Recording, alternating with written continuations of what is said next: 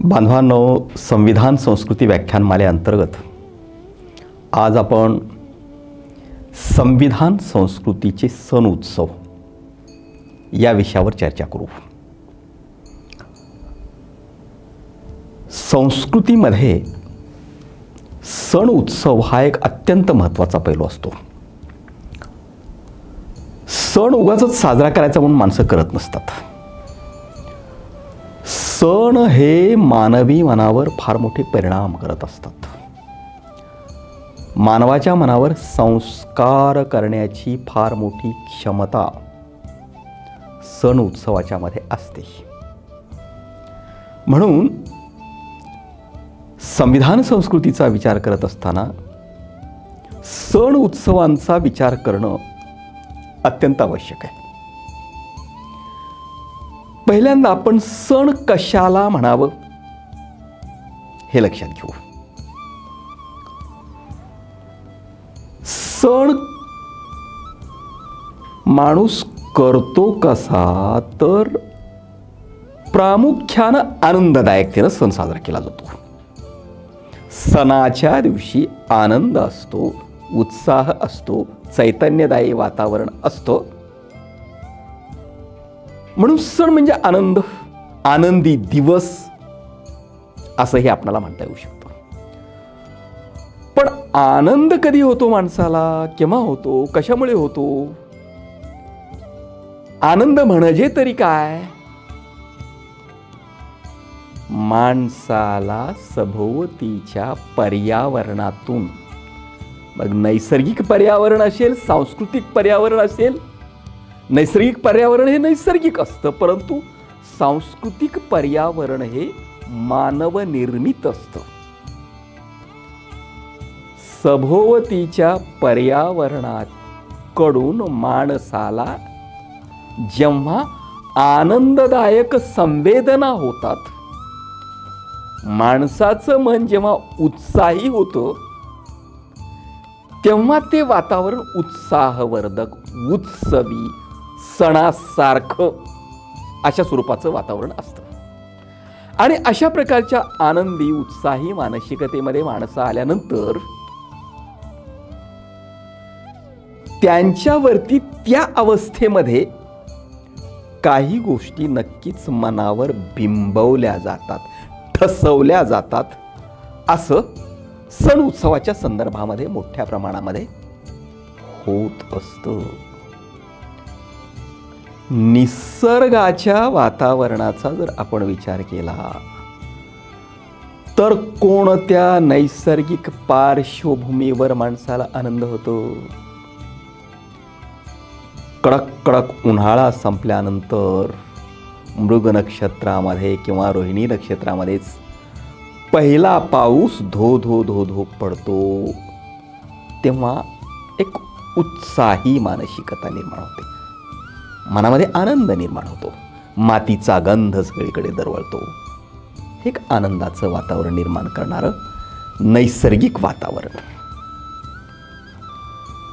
धबधबा, खळखळा वाहणारी नदी, फुलारून आलेली बाग किंवा फुलारून आलेली रानातली पिकं, हे सारं बघत असताना, निसर्गातलं अशा स्वरूपाचं वातावरण बघत असताना मानवी मनाला आनंददायक अशा प्रकारच्या संवेदना होतात।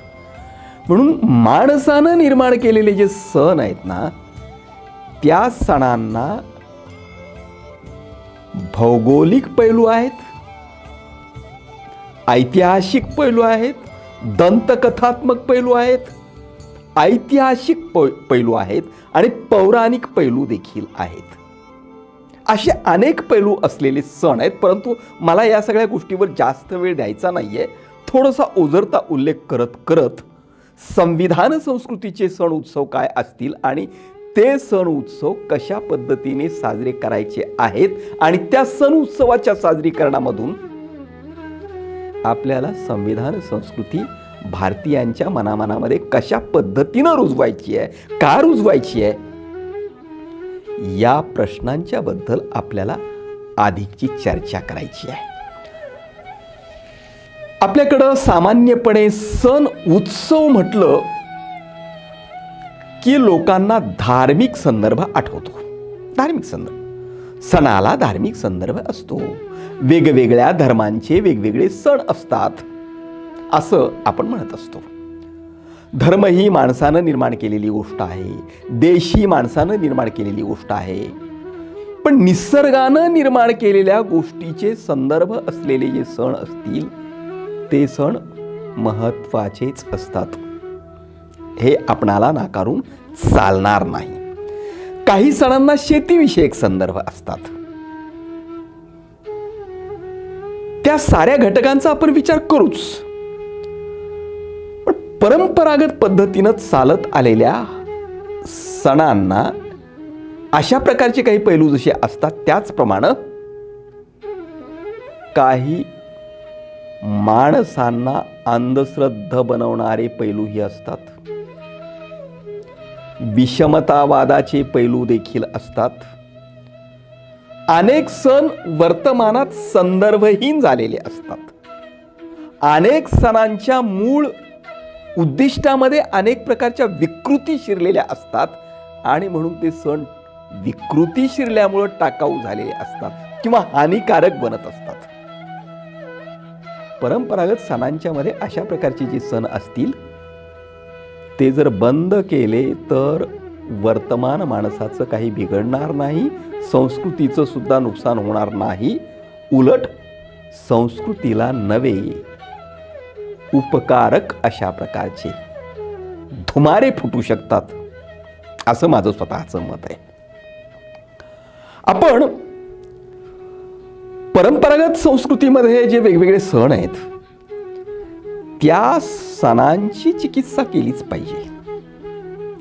माणसानं प्रत्येकच घटकाची कायम काळाच्या प्रत्येक टप्प्यावरती चिकित्साही केलीच पाहिजे.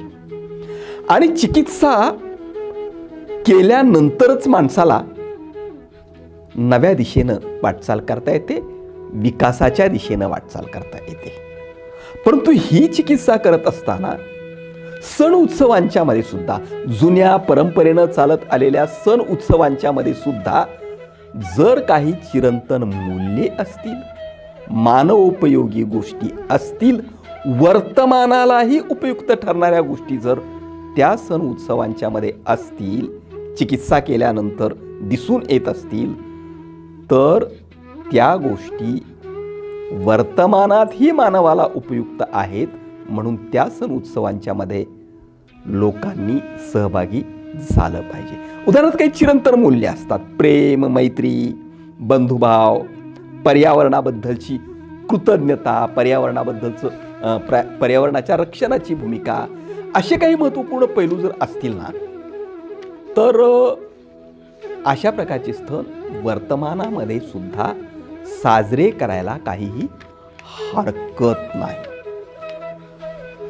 काही सण विशिष्ट धार्मिक समूहाच्या महत्त्वपूर्ण प्रसंगाची आठवण करून देणारे असतात.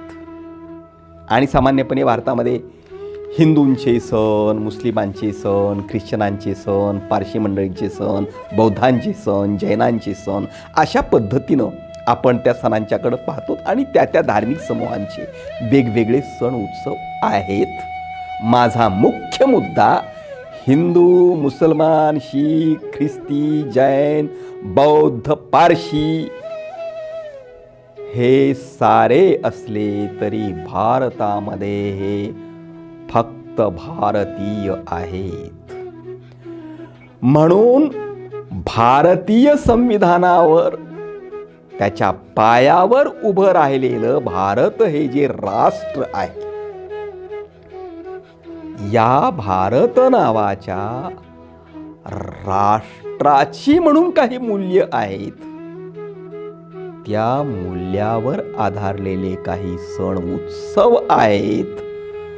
आणि भारतीय संविधानानं सण उत्सवांची संस्कृती देखील समग्र भारतीयांना दिलेली आहे.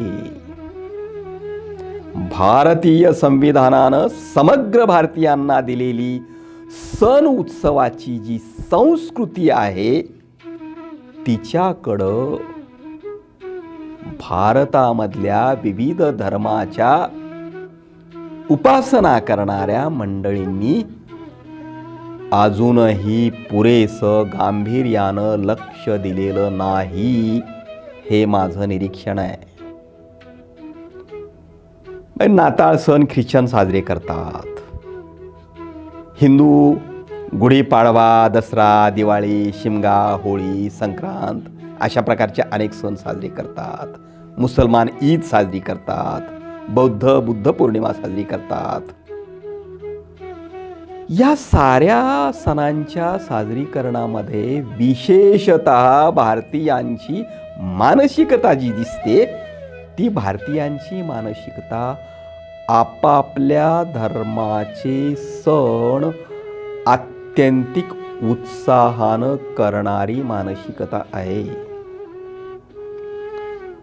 या सणांच्या मध्ये मानवी मूल्यांचा जो भाग असेल, सद्वर्तनाचा भाग जो असेल, सुसंस्कार करण्याचा भाग जो असेल, तो जतन करण्याबद्दल माझी काहीही तक्रार नाही, नव्हे तो जतन केला पाहिजे.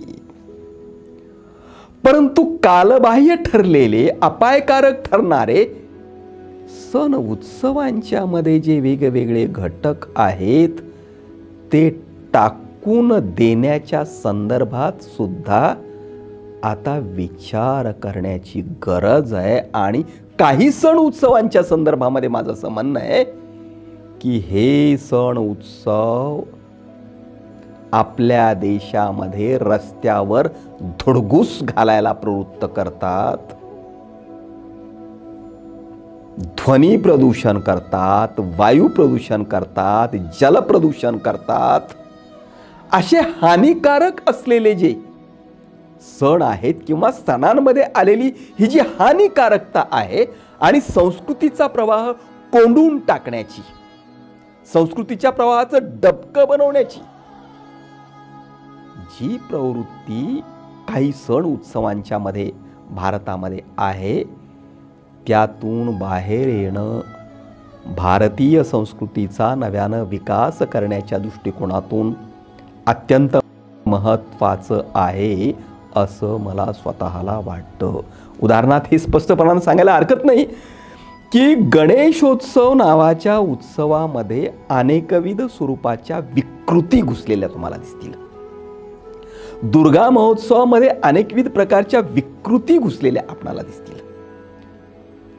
त्याच्या विकृती आहेत, ती विकृती काढाव्या लागतील. आणि एका गोष्टीमध्ये आपण जर अडकून बसलो तर नवं काही सुचतच नाही, ते म्हणजे सर्वस्व असं आपल्याला वाटायला लागतं आणि आपला सांस्कृतिक विकास थांबतो.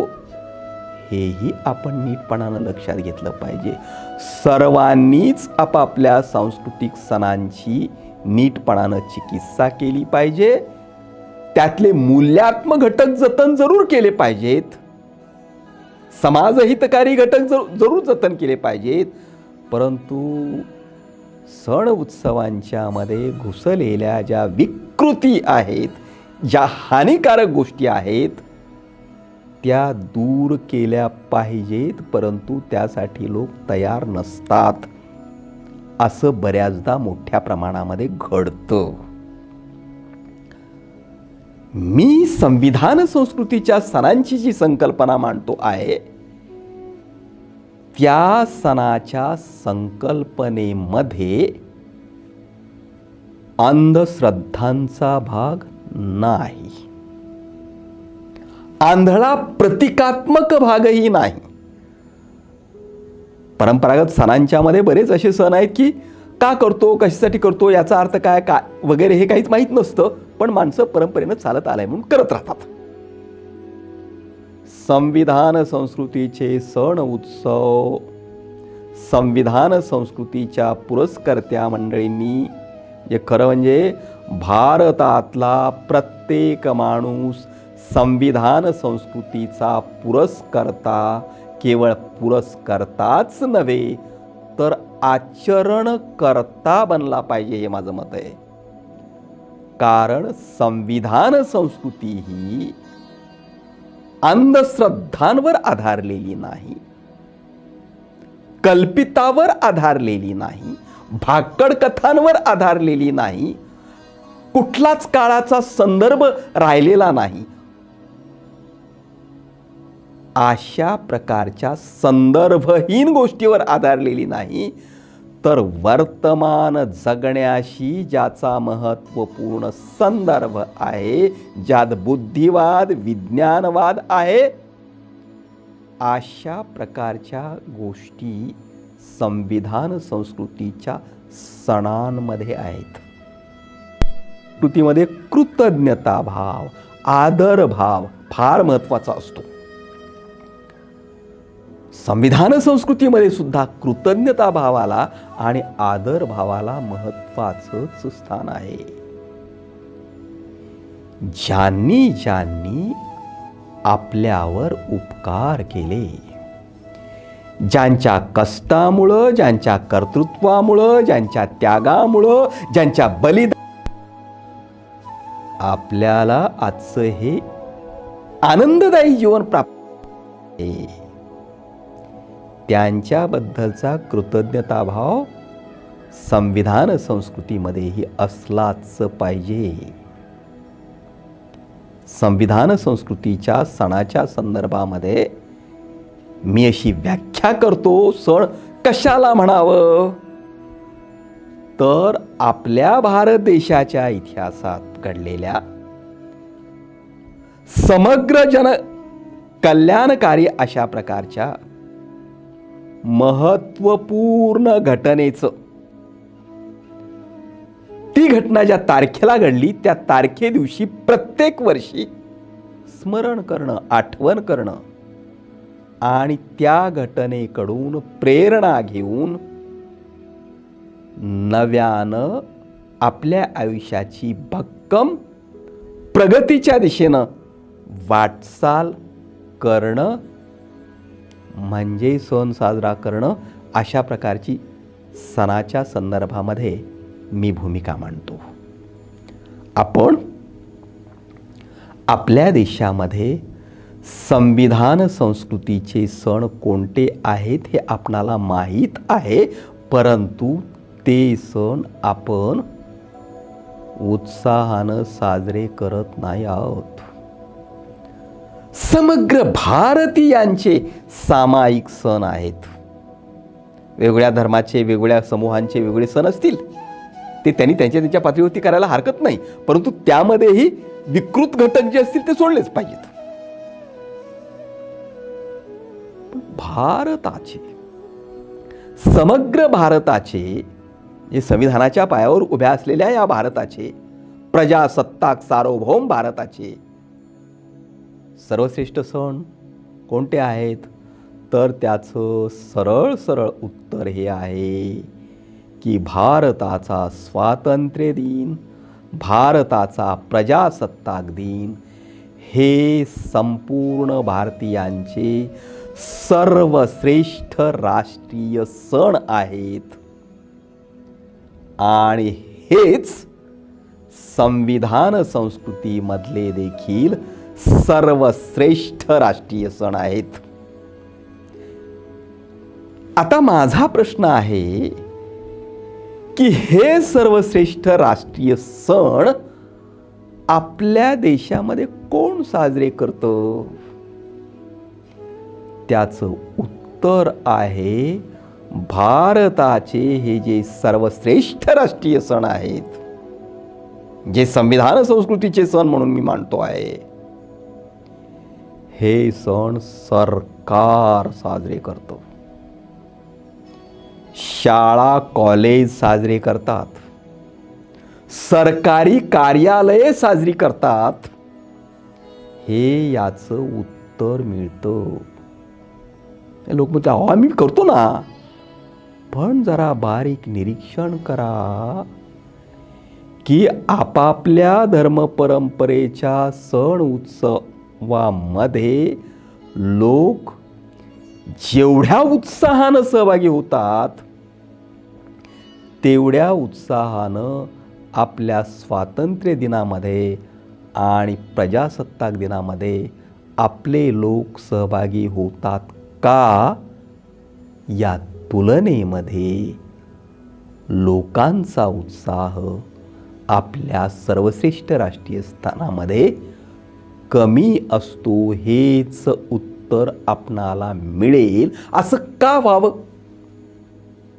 माझं स्वतःचं असं मत आहे की तुम्ही जर स्वतःला राष्ट्रप्रेमी म्हणवून घेत असाल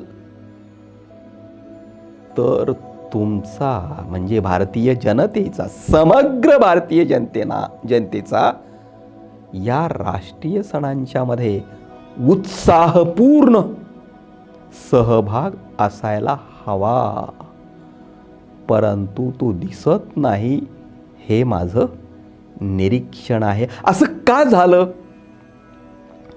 असं यासाठी झालं की आम्ही भारतीय लोक शरीरानं जरी प्रजासत्ताक भारतामध्ये आलेलो असलो, लोकशाहीमध्ये आलेलो असलो, तरीही आम्ही भारतीय लोक अजूनही पौराणिक कालखंडामध्येच जगतो.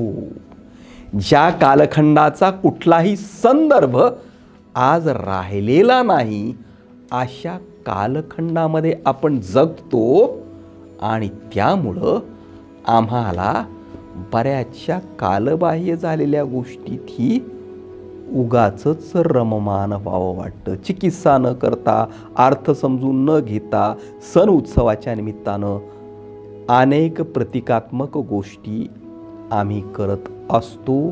हा निर्बुद्धपणा असतो, ही निर्मिती शून्यता असते, हे वेळ बर्बाद करणं असतं असं मला वाटतं. काही काळासाठी रंजन होतं, परंतु केवळ मनोरंजन एवढ्या पातळीवरतीच जो समाज राहतो तो समाज मागासलेलाच राहतो.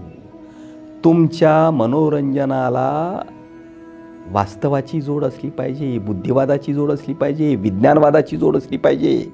आणि याची जोड जर तुमच्या या मनोरंजनाला असेल आणि त्यातून नवनिर्मितीच्या प्रेरणा जर आपणाला काही मिळत असतील तर अशा प्रकारचे सण उत्सव हे देशातल्या लोकांना प्रगतीच्या दिशेनं घेऊन जाण्यासाठी मदत करत असतात असंच आपणाला म्हणावं लागेल. मी सांगितलं की 15 ऑगस्ट हा सण संविधान संस्कृतीचा महत्त्वपूर्ण अशा प्रकारचा सण आहे आणि हा सण भारतातल्या सर्व नागरिकांनी स्वतःला काय काय म्हणून घेणाऱ्या, म्हणजे हिंदू म्हणून घेणाऱ्या, मुसलमान म्हणून घेणाऱ्या, शीख म्हणून घेणाऱ्या, हे असं स्वतःला काहीतरी म्हणून घेणं हे लोकांना फार प्रिय असतं. भारतीय म्हणून घेणं हे काही तितकं प्रिय नाही आहे. परदेशात गेल्यावर आम्ही भारतीय म्हणून घ्यावंच लागतं, परंतु इथं मात्र सर्वांना आम्ही फक्त आणि फक्त भारतीय आहोत असं म्हणून घेण्यामध्ये फारसं भूषण वाटत नाही. कारण त्या त्या कोशामध्ये बंदिस्त राहण्या, त्या त्या धर्माच्या, त्या त्या जातीच्या, त्या त्या संस्कृतीच्या कोशामध्ये बंदिस्त राहण्यामध्ये लोकांना भाबडी सुरक्षा वाटते आणि त्यातून राष्ट्रीय एकात्मतेला फार मोठी बाधा पोचते. किंवा परस्परांची संस्कृती ही माणसं आपल्याच कोशामध्ये बंदिस्त राहिल्यामुळं नीटपणानं समजून घेत नाहीत, परस्परांबद्दलचे गैरसमज मनामध्ये कायम ठेवतात आणि त्यातून राष्ट्राच्या प्रगतीला आणि संस्कृतीच्या विकासाला देखील मोठ्या प्रमाणामध्ये बाधा पोचते असं मला स्वतःला वाटतं. म्हणून आपला उत्साह हा राष्ट्रीय सण साजरा करण्यामध्ये असला पाहिजे. हे कसा करावा? 15 ऑगस्ट हा संविधान संस्कृतीचा जो सण आहे तो सण कसा साजरा करावा, तो का आहे? मी जी व्याख्या केली की इतिहासात घडलेल्या महत्त्वपूर्ण घटनेचं स्मरण. त्या तारखेला 15 ऑगस्टला भारत स्वतंत्र झाला. हा जो स्वातंत्र्याचा सूर्य उगवलेला आहे, हा स्वातंत्र्याचा सूर्य भारतभूमीवरती सहजासहजी उगवलेला नाही आहे. हे स्वातंत्र्य मिळवण्यासाठी या देशातल्या असंख्य जणांना प्रचंड मोठा त्याग करावा लागलेला आहे, बलिदान द्यावं लागलेलं आहे, प्रचंड मोठा संघर्ष करावा लागलेला आहे. आणि त्यानंतर हे स्वातंत्र्य आपणाला मिळालेलं आहे. तेव्हा भारताला स्वातंत्र्य मिळवून देण्यासाठी ज्या ज्या स्वातंत्र्य योद्ध्यांनी त्याग केला, बलिदान दिलं, संघर्ष केला, संपूर्ण जीवन अर्पण केलं, त्या स्वातंत्र्य योद्ध्यांचं स्मरण करण्याचा सण म्हणजे स्वातंत्र्य दिन आहे. त्या स्वातंत्र्य योद्ध्यांचा ध्येयवाद आत्मसात करण्याचा सण म्हणजे स्वातंत्र्य दिन आहे. स्वातंत्र्य योद्ध्यांकडून राष्ट्रावर प्रेम कसं करावं हे शिकून घेण्याचा सण म्हणजे स्वातंत्र्य दिन आहे. या साऱ्या कृती आपल्याकडं होतात, परंतु त्या बहुतांशानं शाळेमध्ये होतात, काही प्रमाणात महाविद्यालयामध्ये होतात. माझं स्वतःचं म्हणणं हे आहे की स्वातंत्र्य केवळ शाळा कॉलेजेसना मिळालेलं नाही आहे, स्वातंत्र्य प्रत्येक भारतीयाच्या घराघराला मिळालेलं आहे. आणि म्हणून स्वातंत्र्य दिन हा राष्ट्रीय सण प्रत्येक भारतीयाच्या घराघरामध्ये देखील साजरा झाला पाहिजे. प्रत्येक भारतीयाच्या घराघरामध्ये कसा साजरा झाला पाहिजे? या वेगवेगळ्या सणांना आपण नवे कपडे घेणं, घरामध्ये गोडधोड स्वयंपाक करणं हे करतो, तसं या सणाच्या दिवशी घरामध्ये केलं पाहिजे. बऱ्याच जणांना आपल्या घरामध्ये हा सण आहे असं वाटतच नाही. स्वातंत्र्य दिन साजरा करायचा म्हणजे शाळा कॉलेजमध्ये करायचा, घरात थोडाच करायचा असतो, अशा मानसिकतेमध्ये अनेक लोक आहेत. हेच लोक परंपरागत कालबाह्य झालेल्या सण उत्सवामध्ये मात्र प्रचंड मोठ्या उत्साहामध्ये सहभागी होतात, परंतु या सणामध्ये ते उदासीन असतात. स्वातंत्र्य दिन या सणाच्या दिवशी जे स्वातंत्र्य भारताला मिळालं ते स्वातंत्र्य कुणाकुणापर्यंत पोचलं याचाही विचार केला पाहिजे, त्याच्याबद्दल चिंतन केलं पाहिजे. आणि ज्यांच्यापर्यंत स्वातंत्र्याची फळं पोचलेली नाही आहेत त्यांच्यापर्यंत ती फळं पोचण्यासाठी आपण काही उपक्रम राबवला पाहिजे, आपण काही कर्तव्य केलं पाहिजे. हे भान ठेवून हा सण जर आपण साजरा करायला लागलो तर भारत प्रगतीच्या दिशेनं वाटचाल करू शकतो.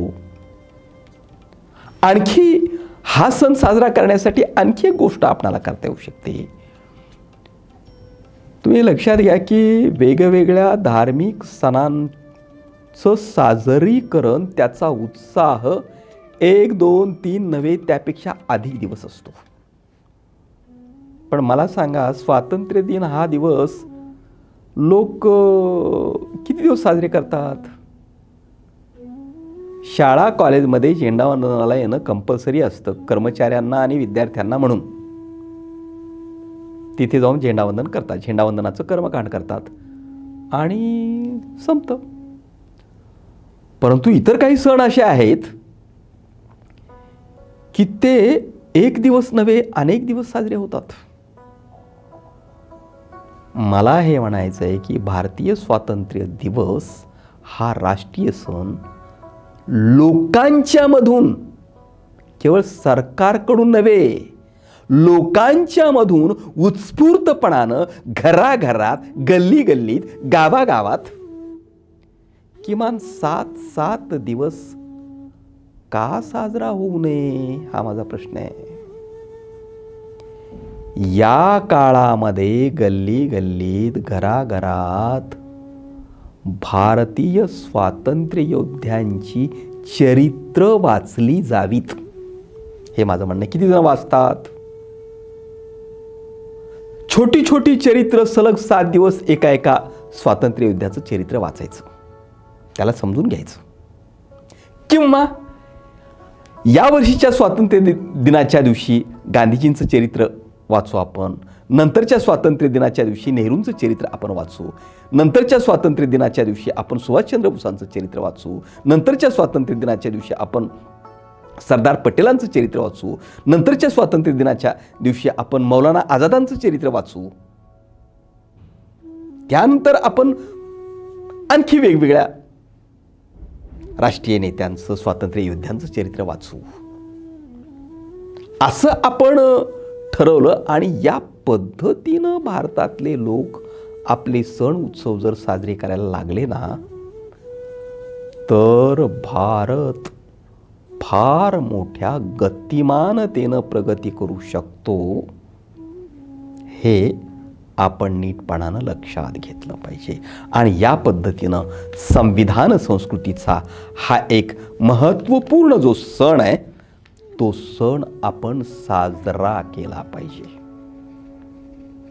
दुसरा जो सण मी आपणाला सांगितला तो प्रजासत्ताक दिन. हा भारताचा सर्वश्रेष्ठ सण आहे, संविधान संस्कृतीचा हा सण आहे. या सणाबद्दल सुद्धा तसंच म्हणावं लागतं की हा सण देखील सरकारी पातळीवरूनच मोठ्या प्रमाणामध्ये साजरा होतो. व्यक्तिगत पातळीवरून, कौटुंबिक पातळीवरून, लोकसहभागामधून, लोकांमधून हा सण अजूनही साजरा होत नाही. कारण लोक आपापल्या धार्मिक, पौराणिक, परंपरागत सण उत्सवाच्या गोष्टीमध्येच अडकून बसलेले आहेत. परंतु प्रजासत्ताक दिन हा या देशातल्या प्रत्येक व्यक्तीसाठी अत्यंत महत्त्वाचा आहे. 26 जानेवारी 1950ला भारतीय संविधानाची प्रत्यक्ष अंमलबजावणी सुरू झाली आणि भारतीय संविधानाची प्रत्यक्षात अंमलबजावणी सुरू झाली म्हणून या देशातल्या प्रत्येक माणसाला महत्त्वपूर्ण अशा प्रकारचे अधिकार मिळाले. मतदानाचा अधिकार मिळाला. मतदानाचा अधिकार साधा सुद्धा अधिकार नाहीये. हे रक्ताचा एक थेंबही न सांडता प्रचंड मोठ्या सत्ताधीशांना सत्तेच्या पदावरून दूर सारता येतं. हा फार मोठा अधिकार मिळाला. स्वतःला सत्तेवरती जाता येऊ शकतं, हा अधिकार मिळाला. व्यवसाय स्वातंत्र्याचा अधिकार मिळाला. स्वतःमधल्या मेंदूची आणि मनगटाची शक्ती जी आहे ती शक्ती विकसित करण्याचं मुक्त वातावरण मिळालं. भारतीय संविधानामुळे हे मिळालंय. आणि या देशातल्या प्रत्येक माणसाच्या जीवनामध्ये भारतीय संविधानाचा कायदा विधायक पद्धतीनं, कल्याणकारी पद्धतीनं हस्तक्षेप करतो प्रत्येकाच्या जीवनात. अगदी कौटुंबिक अत्याचार विरोधी कायदा, जे बायकांना मारहाण नवरा जर करत असेल तर मारहाण करणाऱ्या नवऱ्यावर नियंत्रण संविधानाचा कायदा आणतो. हे नीट लक्षात घ्या.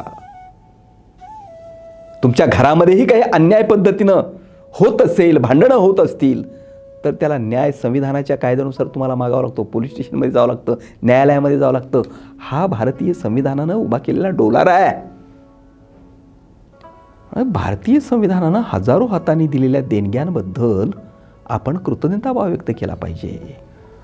आणि प्रजासत्ताक दिन हा सण भारतामध्ये मी अनेक वर्षांपासून युवा प्रबोधन मंचाच्या माध्यमातून संविधान जागृती महोत्सव घेतो आहे. ते सांगतो आहे 10 दिवस साजरा केला पाहिजे.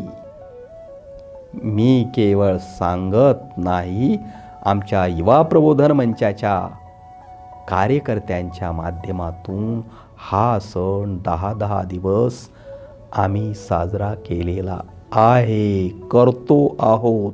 अनेकविध उपक्रमांच्या माध्यमातून हे करतो आहोत.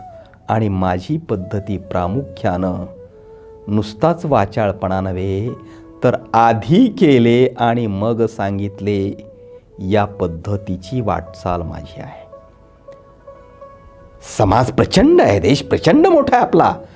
त्या प्रचंड मोठ्या देशाच्या पार्श्वभूमीवरती माझ्या कृती कदाचित येवल्या असतील,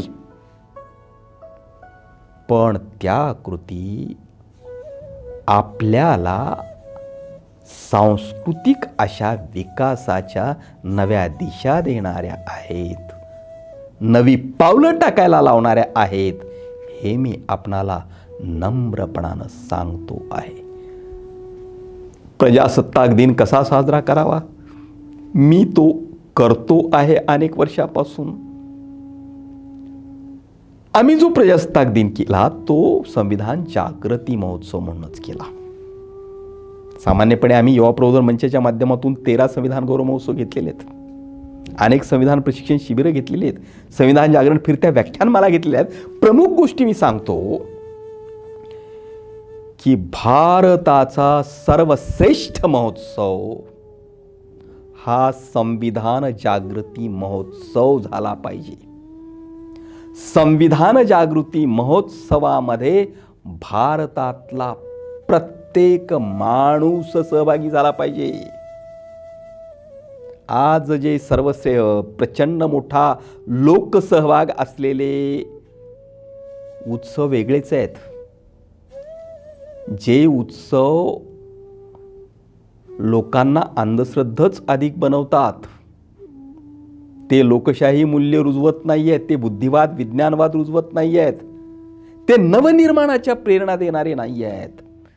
संविधान संस्कृतीचे हे सण उत्सव मात्र नवनिर्मितीच्या प्रेरणा देणारे असतील. माझं हे म्हणणं आहे की 26 नोव्हेंबर संविधान दिन, 26 नोव्हेंबर 1949ला भारतीयांनी संविधानाचा अंगीकार केला.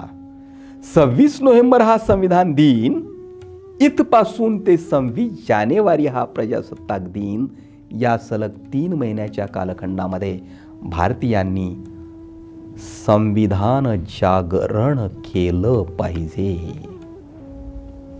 आम्ही संविधान जागरण जे करत आहोत, केलेलं आहे, त्याचे काही महत्त्वपूर्ण अशा प्रकारचे 3 पैलू आहेत. ते पैलू सर्वांनी अंगीकारले पाहिजेत. महत्त्वाचा एक पैलू संविधान जागरण यात्रेचा आहे. या YPM इंडियन क्रांतीवर मी व्याख्यान देत असताना जी पट्टी आहे त्या पट्टीवर संविधान जागरणाच्या सगळ्या घोषणा आहेत. या देशाचा ग्रंथ महान संविधान, यापूर्वी ज्याचा मी उल्लेख केला, दैवन शिवा नाही थारा, मेंदू मनगट आमचा नारा, या साऱ्या घोषणा देत गावागावात संविधान जागरण यात्रा निघाली पाहिजे, संविधान जागरण फेरी निघाली पाहिजे. नांदेड जिल्ह्यामध्ये आणि इतर काही जिल्ह्यांमध्ये आम्ही अशा प्रकारच्या फेऱ्या काढलेल्या आहेत. अजूनही काही सामाजिक संघटना याकडून प्रेरणा घेऊन अशा पद्धतीने प्रयत्न करत आहेत, पण ते मोठ्या प्रमाणात व्हावं, सार्वत्रिकरित्या व्हावं, अशी माझी अपेक्षा आहे. दुसरा पैलू संविधान केंद्री सांस्कृतिक स्पर्धा गावागावामध्ये, शहरामध्ये, गल्लीमध्ये घेतल्या पाहिजेत. हा प्रयोग आम्ही गल्लीमध्येही केलेला आहे. मी स्वतः जिथं राहतो, नांदेडमध्ये व्यंकटेश्वरानगर, अंबिकानगर या परिसरात हा प्रयोग मी राहतो तिथे मी स्वतः केलेला आहे आणि सार्वत्रिकरित्या सार्वजनिक ठिकाणी तर मोठ्या प्रमाणामध्ये केलेलाच आहे. हा प्रयोग सर्वत्र झाला पाहिजे आणि संविधान संस्कृती त्यातून रुजवली पाहिजे. कुठल्या स्पर्धा घेतल्या पाहिजेत? नव्या पिढ्यांनी संविधानाला समजून घ्यावं, संविधानाचा विचार करावा, यासाठी म्हणून संविधान संस्कृती चित्रकला स्पर्धा, संविधान गीत लेखन स्पर्धा, संविधान गीत गायन स्पर्धा, संविधान केंद्रीय वक्तृत्व स्पर्धा, संविधान नाट्य स्पर्धा, संविधान मूल्य मांडणारी रांगोळी स्पर्धा, हे आम्ही घेतलेलं आहे. आणि त्यातून नव्या पिढीला संविधानाच्या दिशेनं विचार करायला, चिंतन करायला आणि संविधान मूल्ये आपल्या कलांच्या माध्यमातून प्रकट करायला प्रवृत्त केलेलं आहे. अशा पद्धतीनं प्रवृत्त करणाऱ्या गोष्टी या माध्यमातून आपण केल्या पाहिजेत. दुसरी गोष्ट अशा प्रकारची दुसरी गोष्ट आपणाला सांगता येईल की या दिवशी गावागावामध्ये सर्वत्र, म्हणजे या कालखंडामध्ये गावागावामध्ये, शहराशहरामध्ये, गल्ली गल्लीमध्ये जनतेतून उत्साहानं भारतीय संविधानानं भारतीय नागरिकांना करायला सांगितलेली कर्तव्ये कोणती आहेत, त्या कर्तव्यांचं स्मरण केलं पाहिजे. ही कर्तव्ये तंतोतंतपणानं पाळण्याचा निश्चय केला पाहिजे. अशा पद्धतीनं आम्ही विवेक जागा ठेवून बुद्धिवादी मानसिकतेतून आमचे सण उत्सव जर साजरे करायला लागलो तर भारतामध्ये बुद्धिवाद वाढेल, भारतामध्ये विज्ञानवाद वाढेल, अंधश्रद्धा हद्दपार होतील आणि वेगवेगळ्या डबक्यामध्ये बंदिस्त राहण्याची आणि आपलं तेच चांगलं, आपल्या धर्माचं तेच चांगलं, दुसऱ्याचं मात्र वाईट, अशा प्रकारचा गैरसमज असतो लोकांच्या मनामध्ये, संशय असतो, तो नाहीसा होईल. आणि माणसांच्या मध्ये संविधाननिष्ठ भारतीयत्व रुजेल. भारतीयांच्या मध्ये संविधाननिष्ठ भारतीयत्व रुजवणं हा संविधान संस्कृतीच्या सण उत्सवाचा महत्त्वपूर्ण उद्देश आहे. आणि हा उद्देश ठेवून अशा प्रकारचे सण उत्सव आपणाला भारतामध्ये विकसित करायचे आहेत. हे दोन प्रमुख सण उत्सव, संविधान दिन हा सुद्धा आता सण म्हणून सरकारी पातळीवरून आलेला आहे. त्याला आम्ही युवा प्रबोधन मंचाच्या माध्यमातून केलेली जागृती मोठ्या प्रमाणामध्ये कारणीभूत झालेली आहे, हेही नम्रपणानं इथं सांगतो. आणि त्यानंतर इतरांनीही अनेकांनी या दिशेनं कामं केलेली आहेत, हेही मला सांगायला काहीही अडचण नाही आहे. तर मुद्दा हा आहे की संविधान संस्कृतीचे हे प्रमुख दोन सण आणि त्यानंतर संविधान संस्कृतीचे म्हणून इतरही काही सण आपणाला मोठ्या प्रमाणात लोकप्रिय करावे लागतील. या दिशेनं विचार झाला नाही, कृती झाल्या नाहीत असं नाही. या दिशेनं जागतिक पातळीवरती, आपल्या भारतीय पातळीवरती विचार झालेला आहे आणि काही नवे सण उत्सव, विशेष दिन समग्र भारतीयांच्या समोर शासनकर्त्यांच्या माध्यमातून, विचारवंतांच्या माध्यमातून भारतीय जनतेच्या समोर ठेवलेले आहेत. आणि त्याचं काही प्रमाणामध्ये साजरीकरण नक्कीच होतं, परंतु ते मोठ्या प्रमाणात व्हायला हवं एवढी जाणीव मी या निमित्तानं आपणाला देतो आहे. 2 ऑक्टोबर हा गांधी जयंतीचा दिवसही सण म्हणून साजरा केला पाहिजे. अलीकडच्या कालखंडामध्ये संकुचित, हिंस्र, आत्मकेंद्री, द्वेषावर आधारलेल्या प्रवृत्तीचे काही लोक जे धर्मांध आहेत, दुसऱ्याच्या धर्माचा द्वेष करणारे आहेत, अशा प्रकारचे लोक आज गांधीजींना साकल्यानं समजून न घेता गांधीजींच्या विरुद्ध गरळ ओकतायत. अशा लोकांपासून आपण सावध राहिलं पाहिजे. सत्य, शांती, अहिंसा ही जी तत्व गांधीजींनी दिलेली आहेत आणि निशस्त्र पद्धतीनं स्वातंत्र्याचा प्रचंड मोठा लढा देऊन या देशातल्या लोकांच्या मनाची मशागत करत एक नवी राष्ट्रभावना मनामनामध्ये रुजवलेली आहे ती फार मोलाची आहे. आज एकांगी पद्धतीनं मूर्खपणानं काही संकुचित धर्मांध प्रवृत्तीची माणसं जे काम करतायत ते देशासाठी घातक आहे, एवढं आपण नीटपणानं लक्षात घेतलं पाहिजे. इतर वेगवेगळ्या राष्ट्रीय नेत्यांच्या जयंत्या, वेगवेगळ्या राष्ट्रीय नेत्यांची स्मृतिदिन, मी म्हणेन की काही महत्त्वपूर्ण वैज्ञानिकांच्या जयंत्या देखील संविधान संस्कृतीच्या सणामध्ये आपण घेतल्या पाहिजेत आणि त्या साजऱ्या केल्या पाहिजेत. ठरवलं पाहिजे काही प्रमुख. आपल्याकडं दिनविशेषामध्ये जागतिक पातळीवरचे काही दिनविशेष आहेत, राष्ट्रीय पातळीवरचे काही दिनविशेष आहेत आणि त्यामध्ये जागतिक पातळीवरचा विज्ञान दिन, भारताचा राष्ट्रीय विज्ञान दिन यामध्ये तारखांमधली भिन्नता आहे.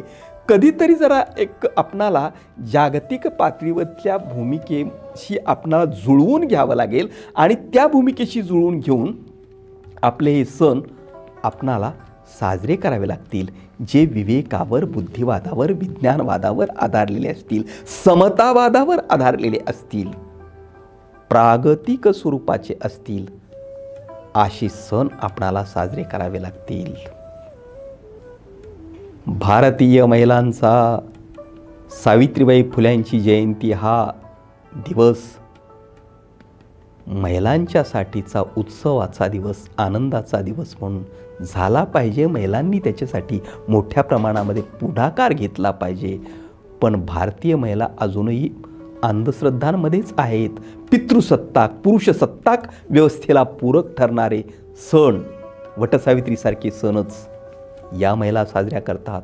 पण सावित्रीबाई फुल्यांचा सण घराघरामध्ये साजरा करत नाही आहेत. तो जयंतीचा सण घराघरामध्ये साजरा केला पाहिजे. 3 जानेवारी 1977ला भारतीय संविधानामध्ये मूलभूत अधिकारांचा जाणीवपूर्वक समावेश केला.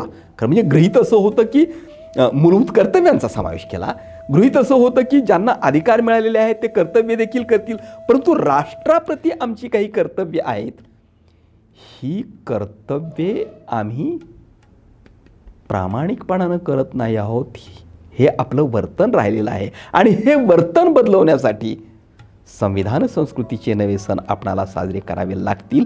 काही उल्लेख मी करतो. हा विषय अनेक व्याख्यानांमध्ये मांडावा अशा स्वरूपाचा आहे, पण एका व्याख्यानामध्ये मांडण्यासाठी मी काही गोष्टींचा उल्लेख करतो.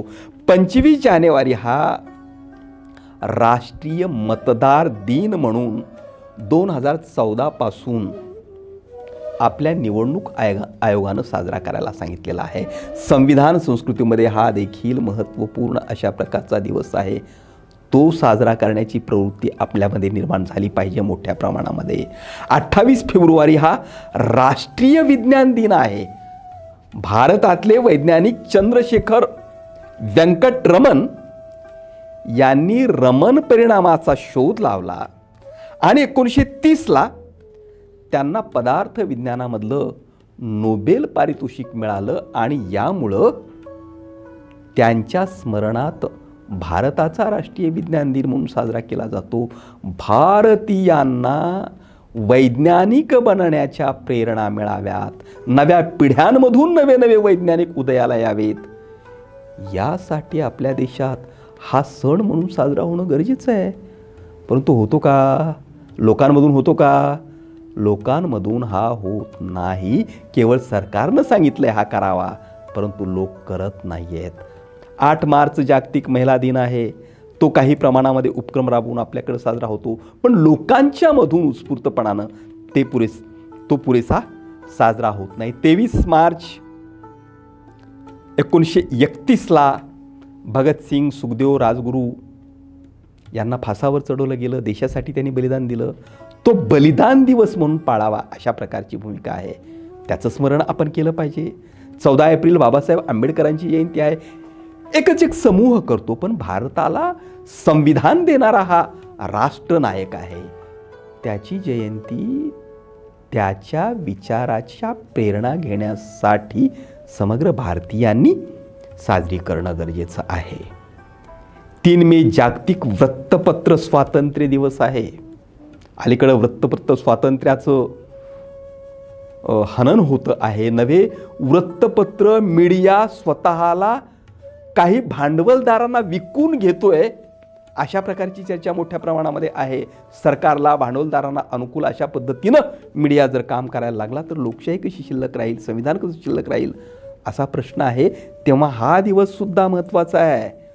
3 मे जागतिक वृत्तपत्र स्वातंत्र्य दिवस आहे. 16 जून आंतरराष्ट्रीय ऐक्य दिवस आहे. 21 जून अलीकडच्या सरकारचं एक महत्त्वपूर्ण काम मी म्हणेन की योग दिन म्हणून जागतिक पातळीवरून अलीकडच साजरा व्हायला लागला. भारतीय संस्कृतीनं संपूर्ण जगाला योग हे दिलेलं योगदान आहे. योगाच्या सोबत काही अंधश्रद्धा, काही विषमतावादी गोष्टी जर लोक जोडत असतील तर त्या काढून टाकल्या पाहिजेत.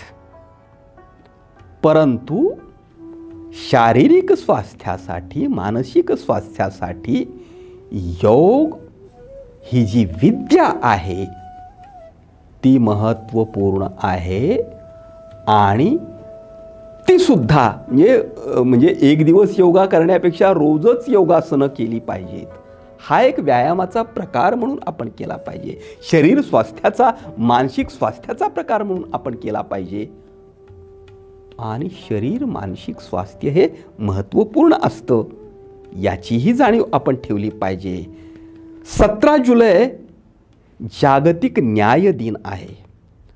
9 ऑगस्ट क्रांती दिवस आहे हे आपल्याला माहीत आहे. 25 सप्टेंबर आंतरराष्ट्रीय लोकशाही दिवस आहे.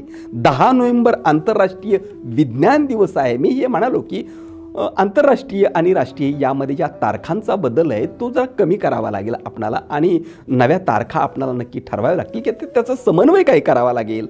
10 डिसेंबर हा जागतिक मानवाधिकार दिवस आहे. अशा प्रकारचे अनेक दिनविशेष आहेत जे संविधान संस्कृतीच्या सण उत्सवाच्या संकल्पनेला पूरक आहेत. आता हे सारेच सण तेवढ्याच उत्साहानं प्रत्येक सण साजरा करता येईल असं नाही, परंतु अशा प्रकारचे हे सण, त्यातले काही निवडक सण, महत्त्वपूर्ण सण भारतामध्ये संविधान संस्कृती रुजवण्यासाठी जनतेनं उत्स्फूर्तपणानं साजरे करावेत आणि भारताला बुद्धिवादी, विज्ञानवादी अशा प्रकारची संस्कृती द्यावी, रुजवावी आणि संविधान संस्कृतीचा फुलोरा संपूर्ण भारतभर फुलावा अशा प्रकारची अपेक्षा करतो. थांबतो. धन्यवाद.